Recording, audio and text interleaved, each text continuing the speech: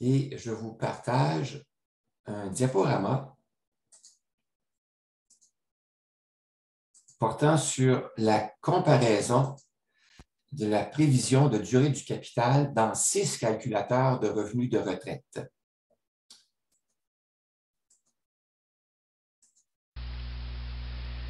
Comparaison de la prévision de durée du capital dans 6 calculateurs de revenus de retraite.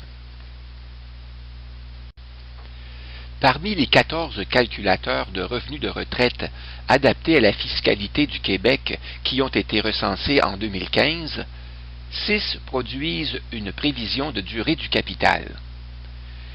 Un même scénario de retraite a été soumis à ces 6 calculateurs de façon à pouvoir comparer leurs résultats quant à la durée du capital selon le type de placement et vérifier la cohérence des résultats dans le traitement de l'impôt à payer.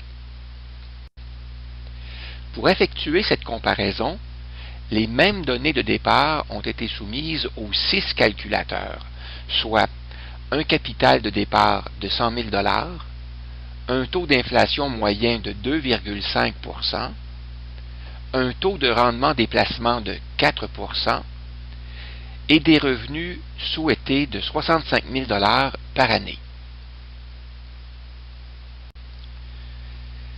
Voyons d'abord les résultats comparés selon le type de placement.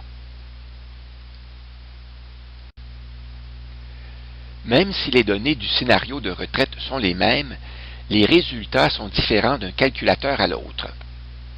Lorsque le capital de départ est placé dans un REER, la durée du capital est de 17 ans dans le calculateur le plus optimiste, tandis qu'elle est de 10 ans dans le calculateur le plus pessimiste. L'écart est donc de 7 ans. Lorsque le capital de départ est placé dans un compte d'épargne non enregistré, la durée du capital est de 19 ans dans le calculateur le plus optimiste, tandis qu'elle est de 11 ans dans le calculateur le plus pessimiste.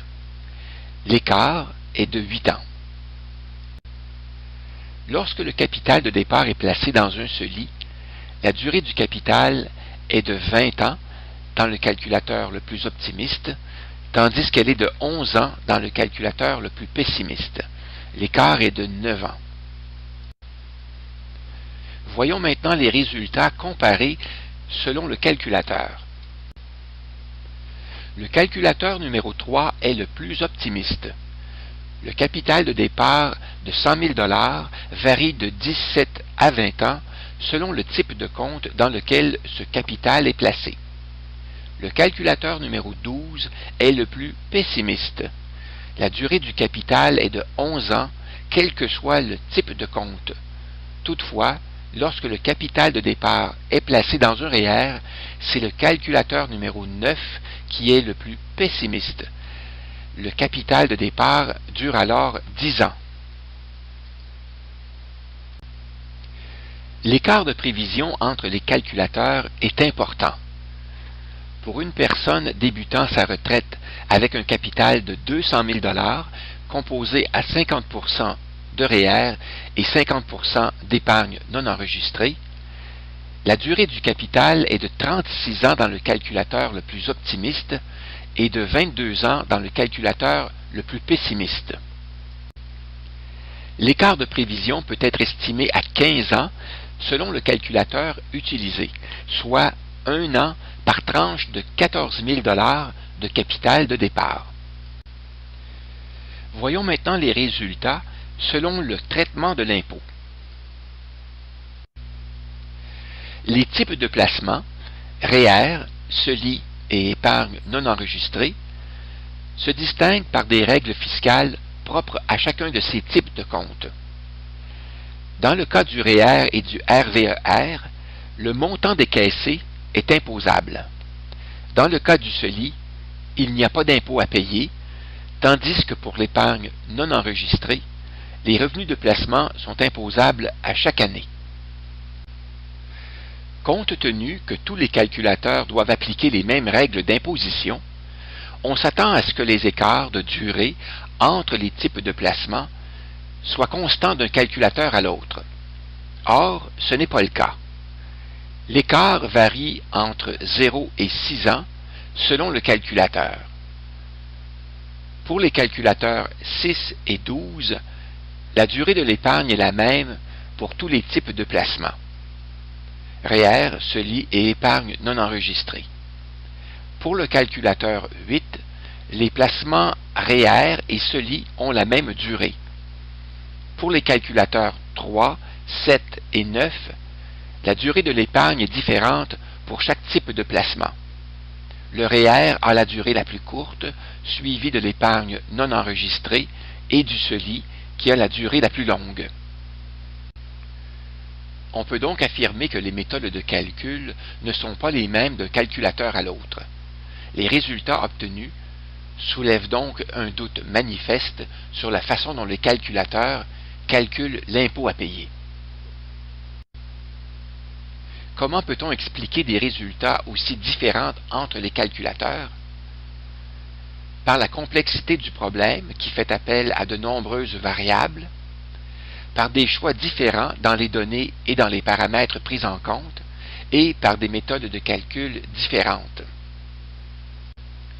En conclusion, l'étude comparative des calculateurs de revenus de retraite permet de soulever des questions importantes auxquelles l'usager moyen peut difficilement répondre. Le calculateur est-il adapté à ma situation financière? Les calculs sont-ils conformes et exacts? Le calculateur est-il pessimiste, réaliste ou optimiste? L'utilisation d'un calculateur comporte donc des risques importants pour l'utilisateur non averti. Prendre des décisions importantes à l'aide d'un calculateur peut, à notre insu, compromettre notre sécurité financière à long terme. Une révision et une normalisation des calculateurs s'imposent.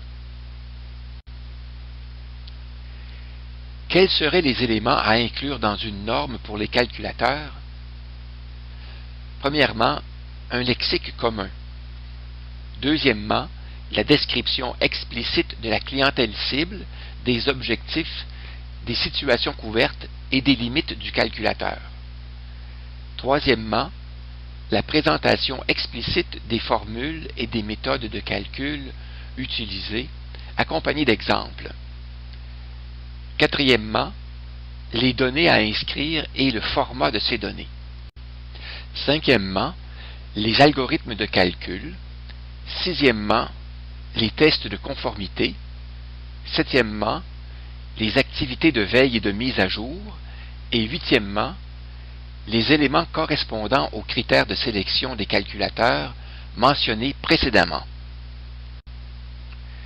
Si vous considérez que les écarts entre les calculateurs représentent un problème important et peut être dommageable pour un grand nombre de personnes, vous pouvez signer la pétition en ligne qui demande aux institutions financières de réviser et de normaliser les calculateurs de revenus de retraite.